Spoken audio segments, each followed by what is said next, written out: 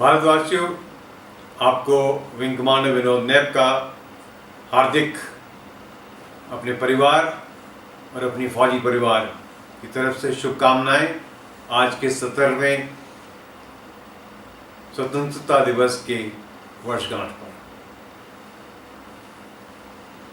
आप सबको गौरव महसूस होता है, हमें भी होता है।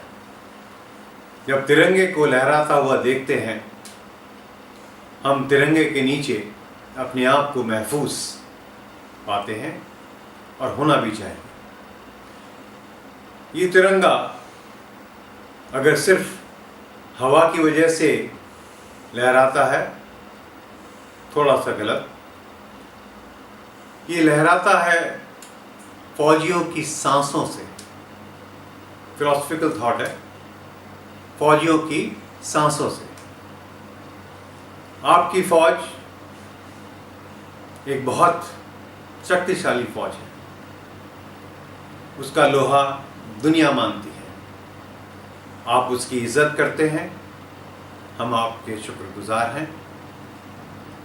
हमें अच्छा महसूस होता है। आपको फौज की इंसाफ के बारे में भी सोचना होगा। कहीं ना कहीं थोड़ी सी नाइंसाफ़ी हो रही है, जो कि फौज के लिए सही नहीं। आज के नवयुवक को गुलामी का इल्म नहीं है।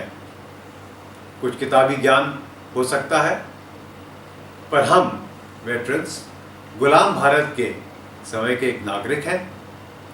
हम स्वतंत्रता से भली भांति परिचित हैं और समय के बदलाव को महसूस करते हैं।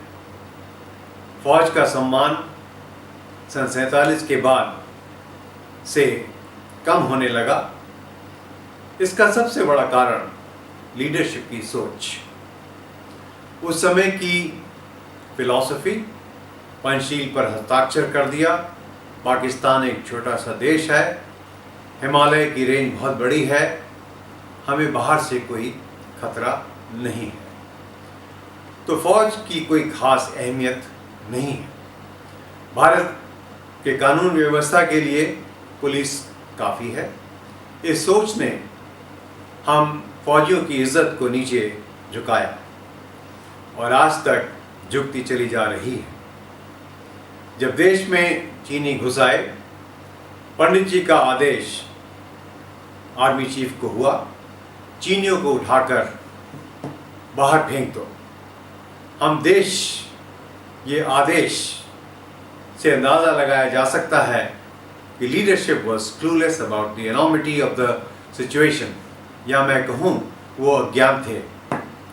सन 65 में अगर युद्ध 10 दिन और चलता, कश्मीर की समस्या हमेशा के लिए ख़त्म हो गई होती। ये है फौज की सोच। सन 71 में इंदिरा गांधी जी ने पहली बार फौज से सीधी बात की और उसका नतीजा unprecedented historic victory for India.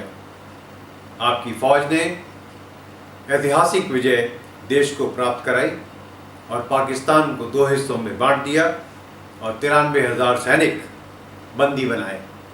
संक्षेप में, पाकिस्तान को आपके देश के सामने घुटने टेकने पर मजबूर कर दिया। हमने फिर भी कश्मीर की समस्या का कोई हल नहीं निकाला और आज भी आपकी फौज का खून बॉर्डर पर बह रहा है। इन सब की एक वजह है, वो फौज जो आपकी इतनी शक्तिशाली है, जिसका लोहा दुनिया मानती है, उसकी गवर्नेंस में, संचार में, भारत की गवर्नेंस में वो हिस्सेदार नहीं है। मालूम होना चाहिए, देश की सुरक्षा की जिम्मेदारी एक सिविलियन बाबू की हाथ में है और जवाबदेही फौज की है। मतलब अथॉरिटी विदाउट अकाउंटेबिलिटी। हम एक सिक्योरिटी डॉग की तरह हैं। जब कोई संकट आता है तो कुत्ते को जैसे आप शू करते हैं उस तरह आपकी फ़ौज को शू किया जाता है। हम मोदी जी, आप फौजियों को आपसे बहुत अपेक्षाएं हैं, पर हमारी सरकार उसकी बागडोर आपके हाथ में होते हुए हमसे ऐसा व्यवहार क्यों? पे कमीशन की विसंगतियां आपके लिए छोटी बात हो सकती हैं, पर बॉर्डर पर खड़ा सैनिक कारगिल और गुवाहाटी जैसी असंतुलित अलाउंसेस को समझने में असमर्थ है।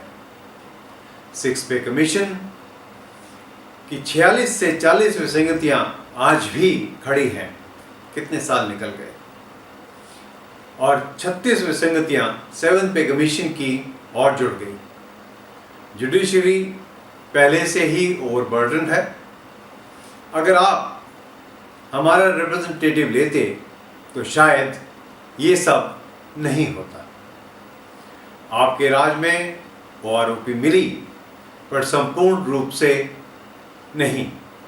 आप गुडविल के हकदार होते हुए चूक गए। आपसे उम्मीद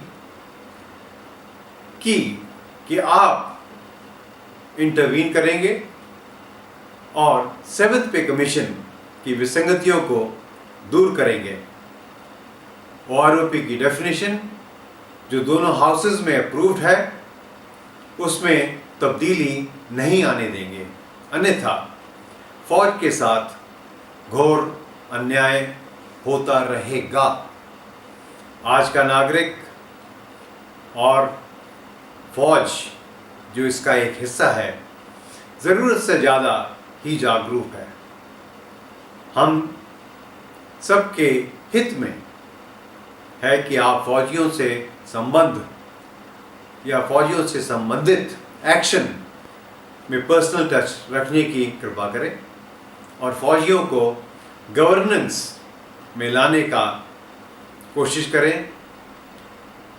बहुत ज़रूरी है, क्योंकि तिरंगा फौजियों की सांसों से ही लहराता है और लहराता रहेगा।